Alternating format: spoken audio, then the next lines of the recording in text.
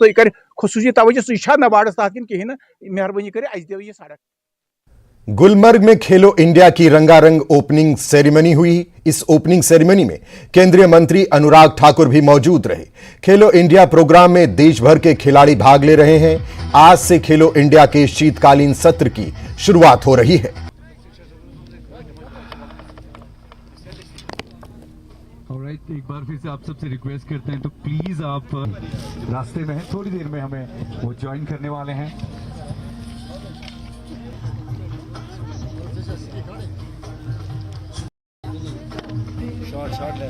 जहां गुलमर्ग में आज ये खूबसूरत सी शाम, जहां से हम आज के इस खूबसूरत से आगाज कर रहे हैं। तमाम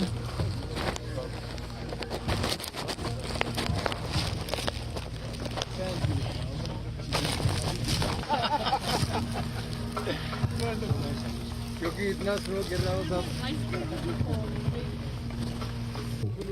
So yes, we are good to go, लेकिन आपसे रिक्वेस्ट करते हैं।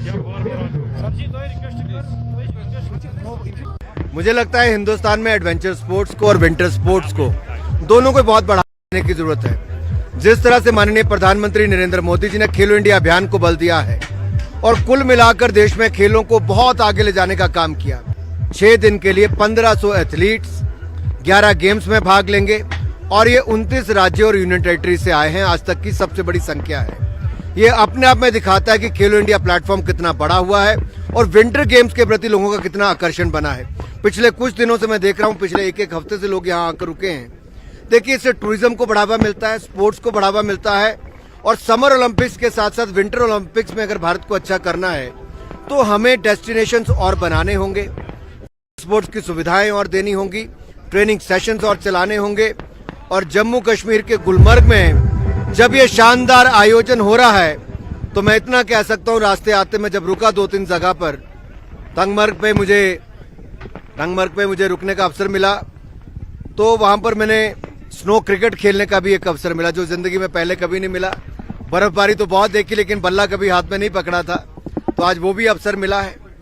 तो ये जो नई नई इनोवेशन है, देश में एक और मलखम, योगासना, कलारीपट्टू, थांग-टा, गटका ट्रेडिशनल गेम्स को हम आगे बढ़ा रहे हैं। वहीं पर अगर ये नई इन्वेंशंस भी होती हैं तो इससे भी एक लाभ होगा कि देश भर के जिन राज्यों में बर्फबारी होती वहां पे ये भी खेला जा सकता है, क्यों नहीं। नशीले पदार्थ